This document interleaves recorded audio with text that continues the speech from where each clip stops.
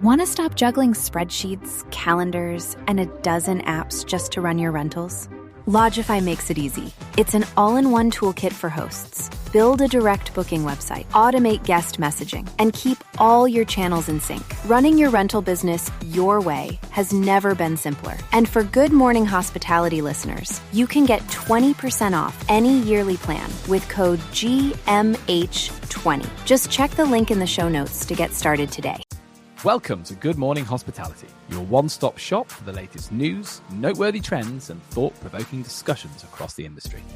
From hotels and short-term rentals to all things travel and hospitality, you'll find each episode equips you with the information you need to start your week. Join us on Good Morning Hospitality every Tuesday, wherever you get your podcasts. Morning, Sarah. Good morning, Leo. How's it going?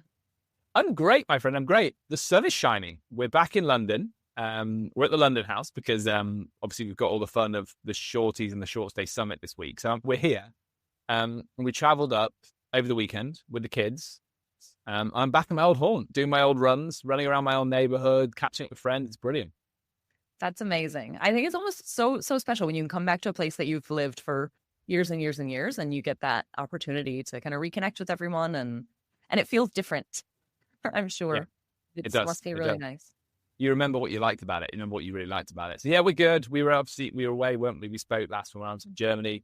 We were in, after Germany, we went to Paris for the weekend. Had a fabulous time. I'll say this though, the Marais was incredibly busy. We got there for, I think, probably the first hot day of the year. And it felt like every single person had decided to go shopping that day in the Marais. But yeah, it was phenomenal. And the kids really loved it. Sadie really loved it. We had the Eiffel Tower, the Louvre, all that stuff. She was super excited. So yeah, it's been a nice, busy couple of weeks for us, which is not going to get any less busy because obviously we're starting tonight. We're at the shorties, and then we're emceeing the summit tomorrow. So it feels like a very exciting time where everyone's getting their heads together. Tell me, I'm seeing you tomorrow at the shorties. What have Airbnb been nominated for? Yeah, so Airbnb have been nominated for 2 awards this year. One is the Pioneer Award. So our chief economist and SVP of research, Jamie Lane, has been nominated for this. And then also for the most effective use of social media. Once again, Jamie and his wonderful team conducted a really, really neat study on the solar eclipse that happened in the US and sort of its impact on Airbnbs and prices and things like that. And it was really, really neat. So yeah, well, good luck to everyone. But what about you? What about Truby? What are you guys nominated for? Just let me say this on that campaign, on the praising of Jamie. He is a pioneer, isn't he? Love Jamie. I watched or listened to the GMH episode on the solar eclipse. Really enjoyed it. So yeah, he would have my vote. We are nominated for best marketing campaign, best sales marketing campaign for the Truby rebrand.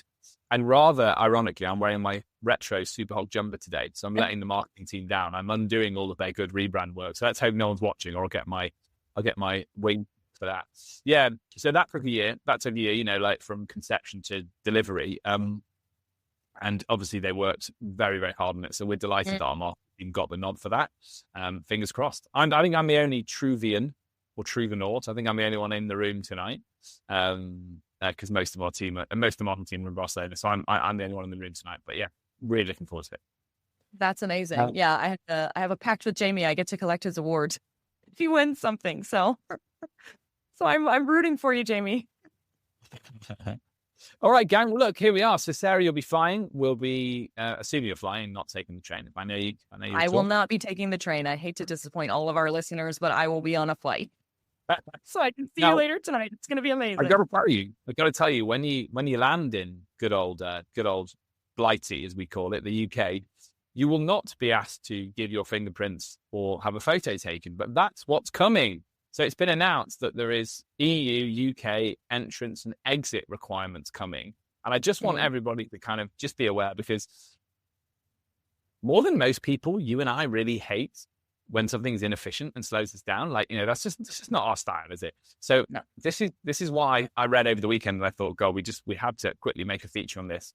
So it's going to become law from probably October of this year. So probably because everything still needs to be finalized, that when you enter enter the Schengen area, the European Union, effectively the free movement area, you will have to give your fingerprints, and you will have to go through a photo scan machine, at least on the first time, and then you may have to top up at different points, or continue to go through and give your fingerprint in these machines. Expect queues. How do we feel about this, Sarah? How do we feel about this red tape? Awful. I mean, you would think with all of this AI and all of this new technology, they would have something that worked better. Also, one of the things that I love about going to the UK is customs is so easy. I have an American passport, and so I stick it through a machine, and it takes 2 seconds, and the doors open, and off I go. It seems that everyone communicates. Has worked beautifully. They know if I'm a criminal, which I'm not, thank goodness. And they let me in, shockingly, So it's always been super, super easy. When I come back to Spain, it's normally awful because you do have to wait in lines. And depending on who I go to, some of them are happy to receive me in the European line as a resident. And every now and again, I do that and I get told off. So you never really know if you're going to get a nice customs officer or not. The law says that because I'm a Spanish resident, I can go through the European citizens line when I'm coming home to Spain.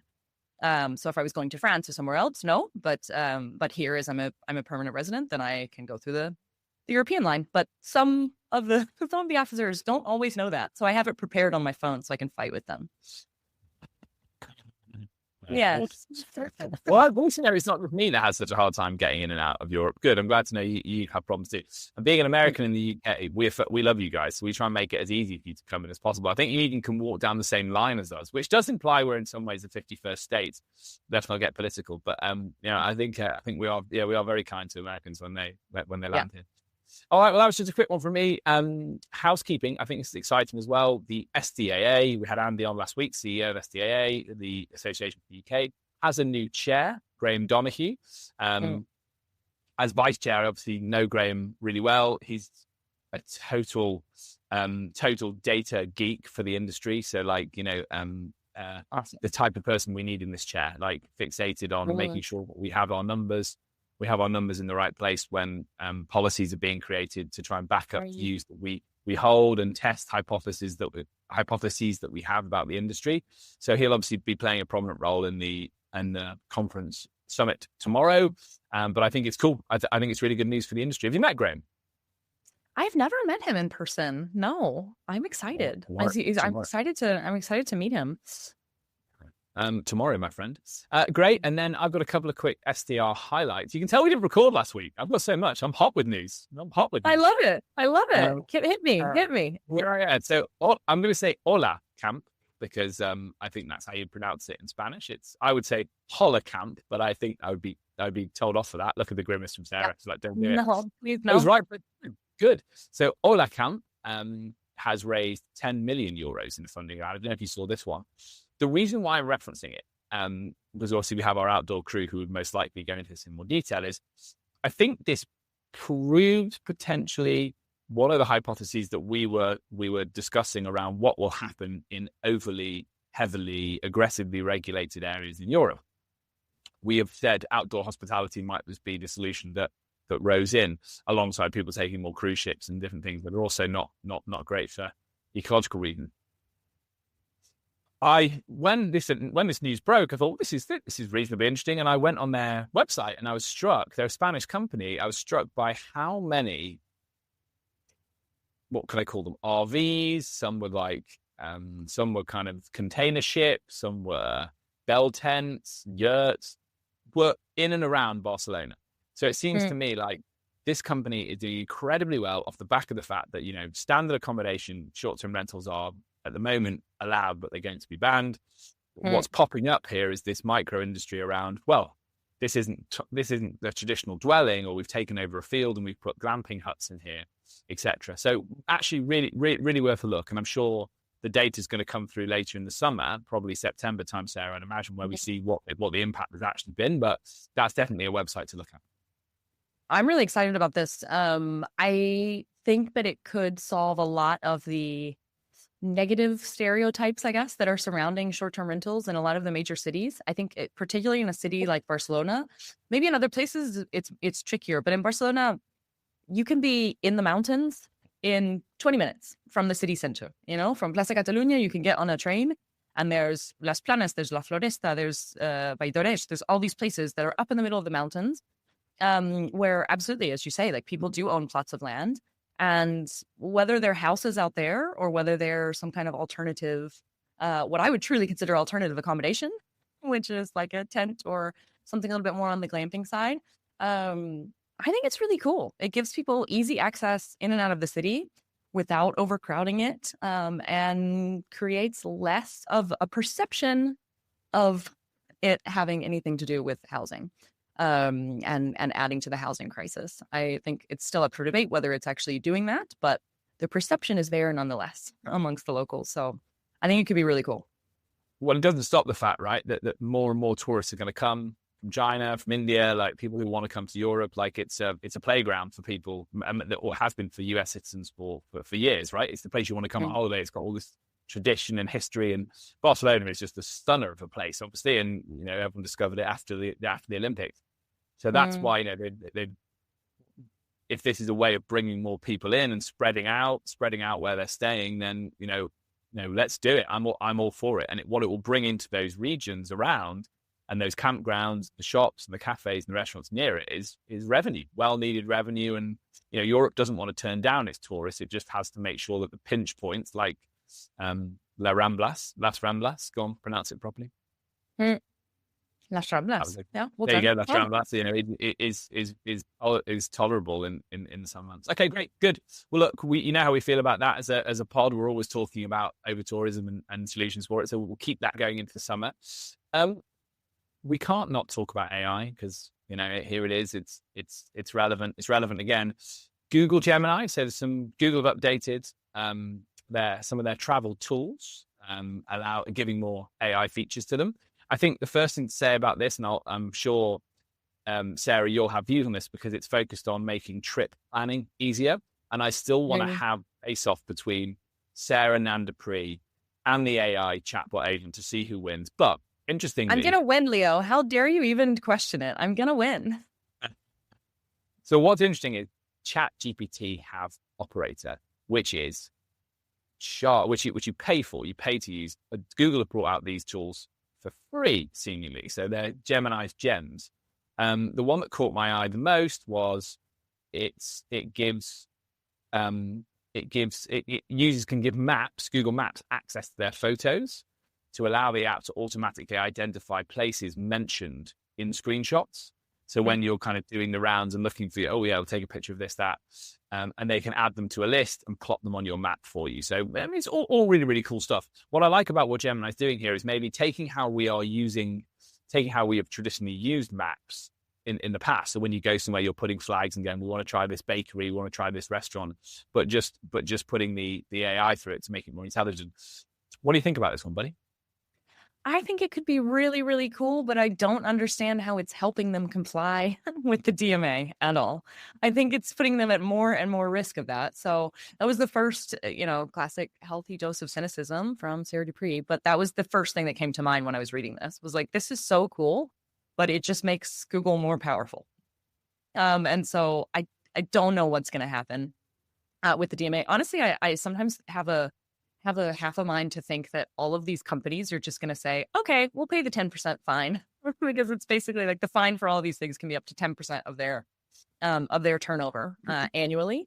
And I think they're probably just going to pay it. I would, if I'm Google, the value that they're going to get out of doing something like this and basically paying a 10% tax for having the pleasure of being top of mind for everything we do. That's a no-brainer. So I don't think they're going to be necessarily in compliance. I think they're going to continue to have issues. But I think if I'm Google, I'm willing to pay the 10% tip to have the pleasure of being able to do that. If it works, it'd be amazing. I know, honestly, I wish they would do it with Google Maps as well. I don't know if we've talked about this, and I'm on a soapbox about it since it happened. But you used to just type something into Google and it would take you to Google Maps. Now you have to open the maps. You can't click into it. It'll show you this photo of where it would be on the map, but you can't click in. And this is all part of the DMA, right? Yeah. In Europe. It makes the user experience worse. So I am all for it. I probably am a little bit bullish on giving away my personal data. I have friends and family who are like, be careful, never accept all the terms, never accept whatever. I really think if people want your data, it's out there anyway. They're going to get their hands on it. And I think if it's used properly, it can really help us. Of course, there's always a dark side. And do we trust big companies? No. But if it makes my life easier, I personally am willing to give up a little bit of privacy in order to have someone plan my trip. If it can outdo me, that remains to be seen. I mean, it remains to be seen. Plus, you fundamentally don't believe it could. But yeah, no, I'm with you. Is it not as well that one of the, and by the way, we'll go on to talk about Airbnb's ongoing now process when it relates to the DMO, because we'll feed into that naturally. The Digital Markets Act was established primarily to ensure an even playing field, right? And given gatekeeper status, there's an acknowledgement that you have a lot of power in the fact that consumers will start their buying journey in your environment. No one has more power than Google, clearly. Although I'd say that when it comes to travel, ChatGPT are catching up fast, which is why they brought out these new AI tools. And again, we have to remember this. Andy talked about it last time we were together doing the pod, about how that's where people's buying journey is starting. It's not someone saying, I want to visit, or it might not be, I'm saying I want to visit London. London's different, and it's not saying I want to visit Barcelona. I'm saying I'm also starting with my ChatGPT hat on. And if they tell me that short-term rentals are banned, cool, I'm off somewhere else, So we have to be really, really aware of that as an industry.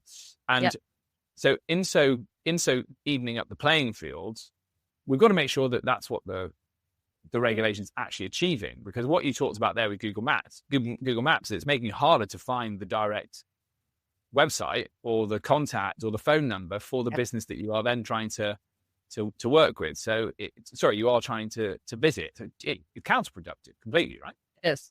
Yeah. No, 100%. I think it's, once again, rules that are made by government officials that don't really think about the implications. Yeah. So we have this process that's been ongoing. We've got booking holdings that are already classified as a gatekeeper. We have Google. Now Airbnb under investigation over EU gatekeeper status. I think we know which way it's going to go. That's well established. Sarah, tell us more about it. And to begin with, can I ask, you're a cynic, right? You're a healthy cynic, I think. What's the do you think this is a genuine attempt to try and even the playing field for smaller providers and create rules, or is it a tax grab? I think part of it is a tax grab, and also I don't think it's going to work. I think the intention is, I think it's futile. Like it doesn't, you can try all you want to limit Airbnb. It doesn't mean I'm going to go book on some unknown portal that doesn't have the marketing resources that Airbnb has. I'm not going to do that. So, if the goal is to even the playing field, it's never going to be an even playing field. That's a ridiculous premise. It's a ridiculous premise. I think it's really nice, but it's very pie in the sky. A happy flower, kumbaya. It doesn't exist. You're not going to go to some teeny tiny OTA unless you happen to find them on Google, for example. But if you can't find them on Google, then how are you going to find them? I don't know. For me, it's like this vicious circle of, I think the intention behind it sounds nice, but it doesn't make any sense, and it's not going to fix the problem. So there's my cynicism about the whole thing. Like, it's a nice try, but the only thing they're going to get out of it is money. So if they're doing it for money, great, but they're not doing it to help us as consumers. That's for damn sure. That's for sure. Yeah. Let me say it. You pull back. Your mum might listen, right? That was I could hear my mum going, sorry, Kelsey. Yeah. And we have the idea, I think, that what people really want to see is, as a host, let's get our host hat on here. What people really want to see is walls being knocked down to make it easier for them to take bookings across a range of platforms. So in one respect, this does create a challenge for Airbnb, because one of the items here on the docket when it comes to the Digital Markets Act is the sharing of data, and sharing it with, maybe you're using a third-party vendor to plug in part of your check-in journey. Airbnb are obviously quite keen to create walls wherever they can. Do we think it will have any impact on this, or will Airbnb just find a way to circumvent it? Or, as you say, it's probably worth just paying the fine, isn't it, rather than sharing that? If I'm Airbnb, I don't care. Here's the fine. Take it. Leave me alone. I mean, why are they going to go? Like, it will cost them more to come into compliance, and it doesn't help anyone. If I'm them, I'm paying the fine and moving on with life. I think. Yeah. But that's good American mentality on how business works. Okay, here's the money. Leave me alone. Yeah, let's go. Yeah, I guess for me, I would add there that I think that the established OTA landscape is under threat more than it's been in the last 8 to 10 years. It's under threat hugely because of AI. So if you're in the Airbnb compliance team, you might just feel like this is another blow, right? And there is probably someone thinking we do need to find ways to comply with this. And maybe they have just made it harder. Who knows? It's definitely one to watch. I think now all these big travel brands are being pulled into it. For a while, it was just booking. It wasn't Airbnb. I guess it evens the playing field again. I still think it won't have the impact that people would like it to have. But I think it's way more significant what would happen that it's happening to Google than it's happening to Airbnb, I think, because that's 100%. More of how we start searching. Interestingly, I wonder if this will be another reason that makes Airbnb accelerate the experiences part of the app, so that they are seen as not just providing accommodation and being the kind of the leader in accommodation. I'm not sure if that might be something for them to really plant a flag in Europe and try and grow in that environment. There's also one of the key components here is self-preferencing. Now, Airbnb obviously don't own any inventory, but they definitely preference based on, you tell me, Sarah, but certainly score, probably how much availability you're giving, which means that if you're more locked into the platform, you're going to get preference.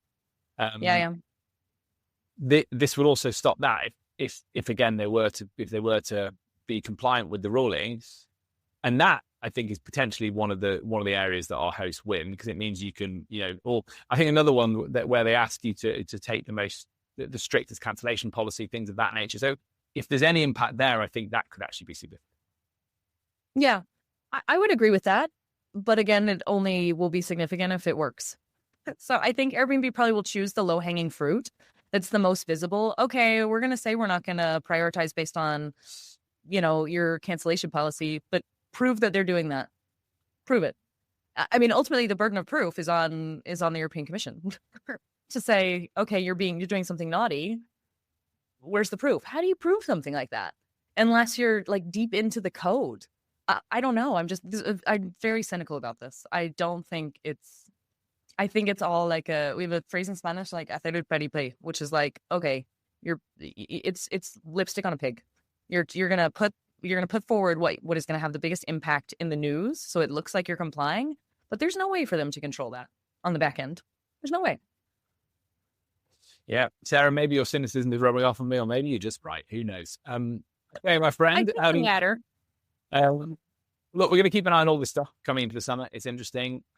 We are a couple of weeks away from Easter, so we know that our industry is going to be making press more regularly from now until probably September. And last year it wasn't necessarily for good reasons. Normally it was for sort of political reasons. So let's see.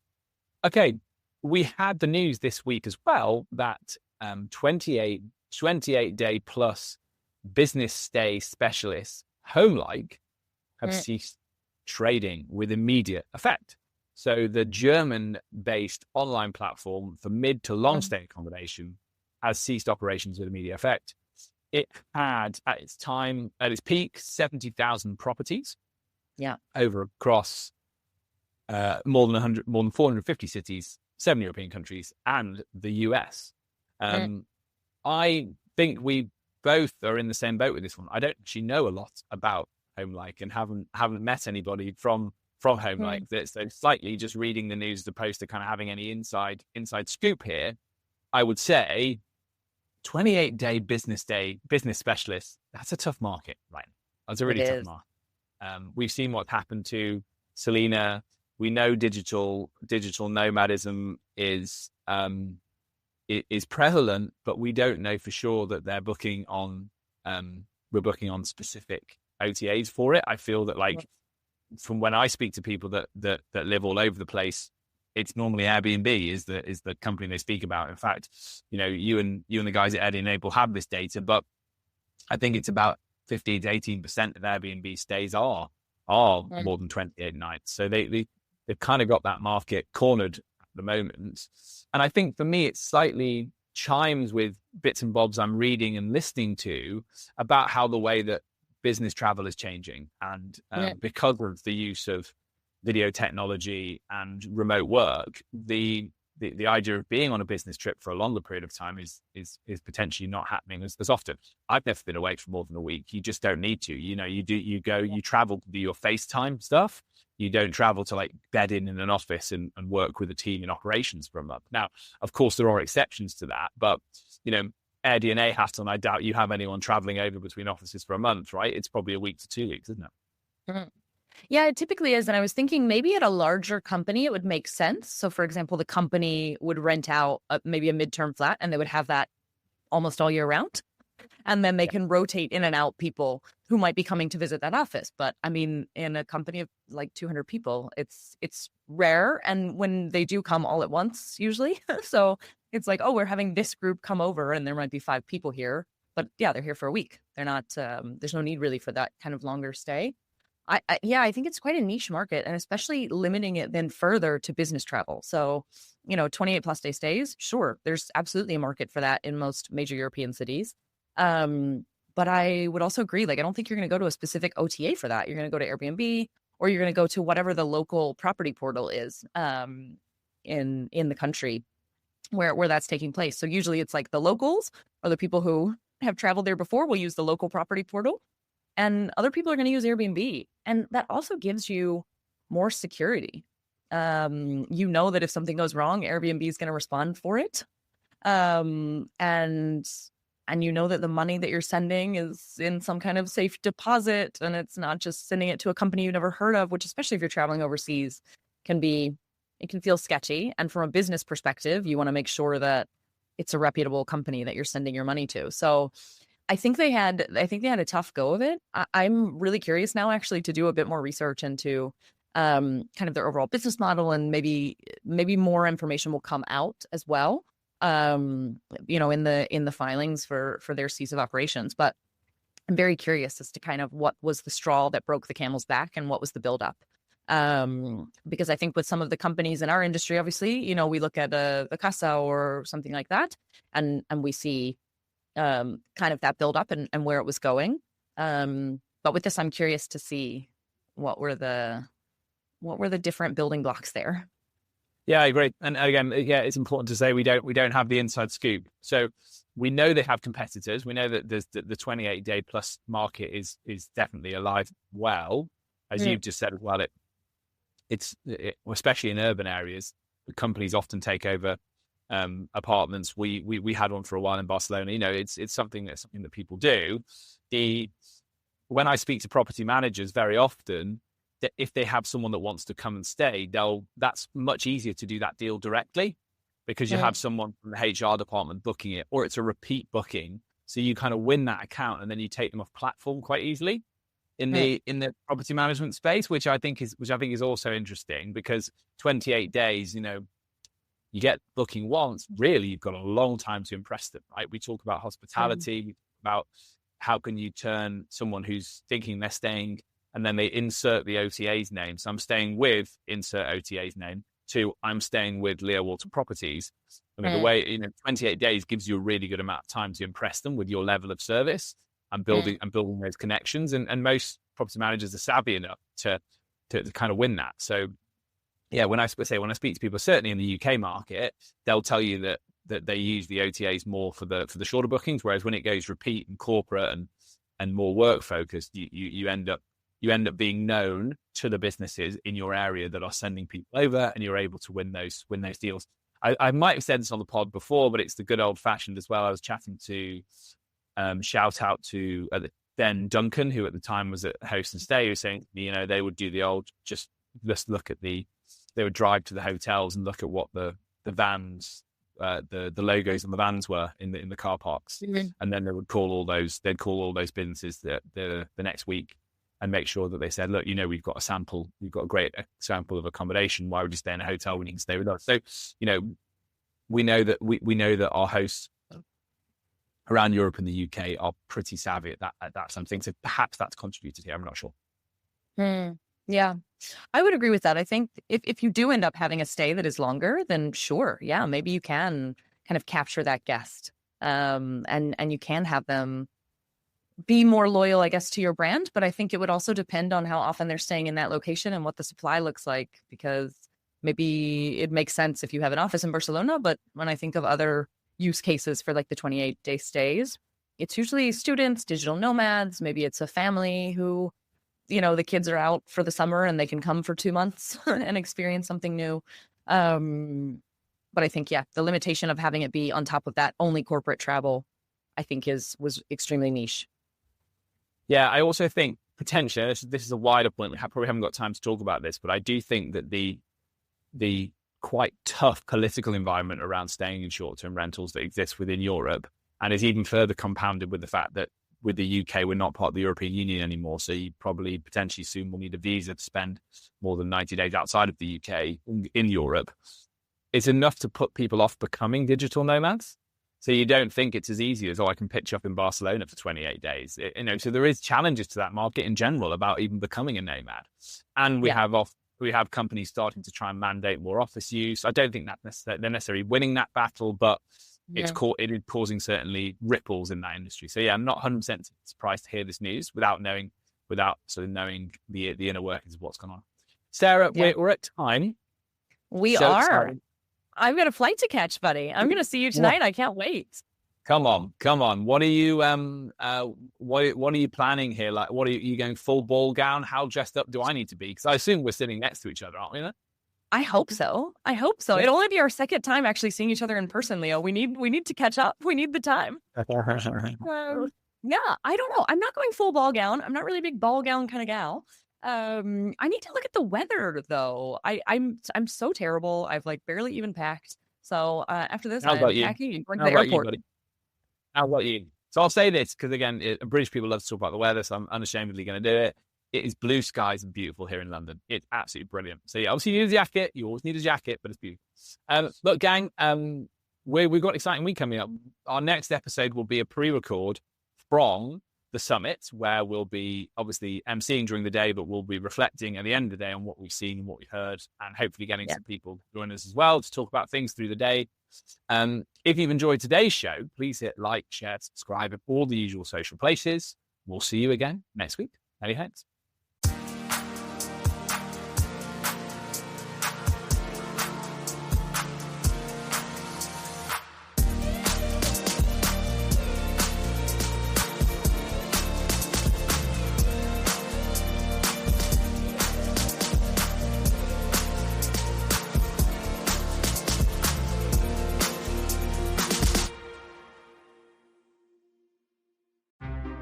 Want to stop juggling spreadsheets, calendars, and a dozen apps just to run your rentals? Logify makes it easy. It's an all-in-one toolkit for hosts. Build a direct booking website, automate guest messaging, and keep all your channels in sync. Running your rental business your way has never been simpler. And for Good Morning Hospitality listeners, you can get 20% off any yearly plan with code GMH20. Just check the link in the show notes to get started today.